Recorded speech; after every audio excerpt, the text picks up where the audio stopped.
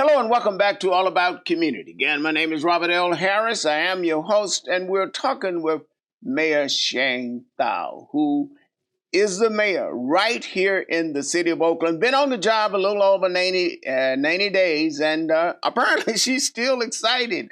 I'm surprised that anybody could be excited about taking on the problems of the city of Oakland, but we're happy that you're still excited. Let's talk for a moment about public safety. Let's do that.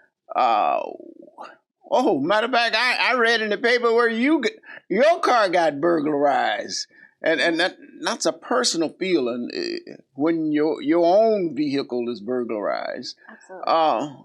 How did you feel, and did it have any impact on your desire to do even more about public safety?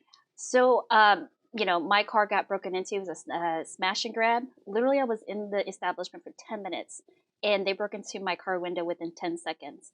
They are really brazen nowadays. And so no one, even though there was a bunch of people around, no one's willing to intervene, which I do not want anyone to intervene. Well, I know that you're not going to go in and stop them, but couldn't they at least call the police or call, hey, or something to scare them? That's true. But again, I don't believe that even if they did that, it would have stopped. And it is very frustrating, right? But before that, again, I'm not immune to having my window broken into. But even prior to that, my home was broken into. You're kidding? No, my 12-year-old was home at that time by himself because he was off of school. They looked at him right in the eye and just kept rummaging through. And it was traumatizing. He's 16 years old to this day. And he does not want to stay home by himself. And I don't blame him. Yes, I don't blame him either. And so for me, like, all of this is very personal. When people are coming into someone's personal space, it's scary. It's daunting. You want someone to show up. You want government to say, look, I've got your back, and these are the next steps that we're going to do. And so here in the city of Oakland, I have charged the police chief, Chief Allison, to really dedicate officers. We brought officers back to the business district. So you'll see officers walking the business corridors. Not just that, but really looking at re-strategizing how we deploy our officers. More so, our small businesses are getting hit up too. That is true. And so with our small businesses, when they call it in, instead of it being a priority 2 call, we're now making a priority 1 call. And what does that mean? Difference between 1 and 2? Absolutely. So priority 1 means is usually when officers actually go out to the actual crime scene immediately. Priority 2 is that they'll get to it if they have time, if they're not going to a priority 1. And so the burglary of businesses is now a priority 1 because we want to get these bad actors off of the streets, right? We want to make sure that businesses feel like they're protected. We want to make sure that consumers feel like they are protected. And at the same time, this is all group related.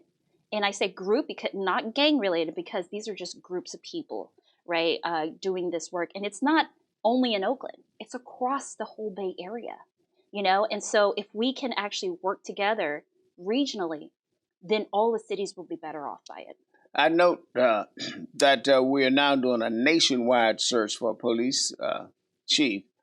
How is that coming?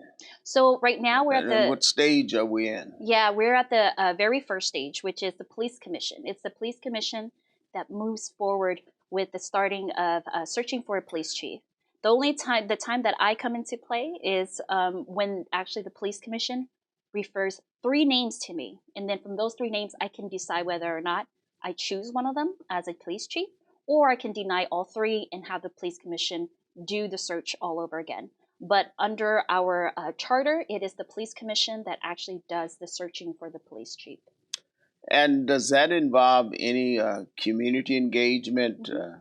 If so, can you explain that? Yeah, and so the police commission is actually a community organization, an oversight committee that is a partner with the city. And so if people want to actually give their input on the next police chief, the police commission will have many public meetings in regards to their values, who they're looking for, and the characteristic, what's important to the community. For me, I'm looking for a police chief who takes community policing seriously, who's willing to build a relationship and what is your impression of community policing? How does that look? Yeah, well, that looks as being a part of the community, showing up, right? Having the trust of community. And so it is a very unique job. And, I expect nothing but the best out of OPD. We've been under federal oversight for going on 21 years, and it costs us a pretty penny. Over $1 So, million a year, I understand. absolutely. And it's time to stop it. It is time to stop it. I agree with you. And so the last time I was in court in front of the judge, I'm really thankful that the judge saw that we are making improvements. And so he kept us under the sustainability period, meaning this is the period right before we get out. And so we will be meeting with him again in September to show him that we can actually police, the police can police itself here in the city of Oakland. And so we're hopeful to put in those parameters.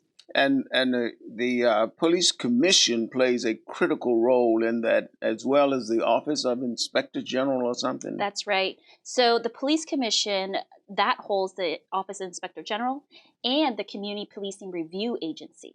So the Community Policing Review Agency, also known as SEPRA, basically they'll work as the check and balances for anything that's like investigative, internal investigations. So what I'm going to do is actually place a civilian inside of OPD to review any of the bigger cases, so that if there are any red flags in regards to the internal investigation of police officers policing other police officers, if there are any red flags that the civilian would check.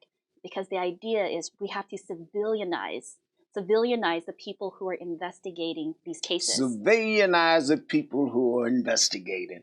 We're going to have to go to break, so don't touch that remote. Again, I am Robert L. Harris, and my guest is Mayor Sheng Thao, who is newly elected, and she says she's still excited about this job. So don't touch that remote. We will be right back with All About Community.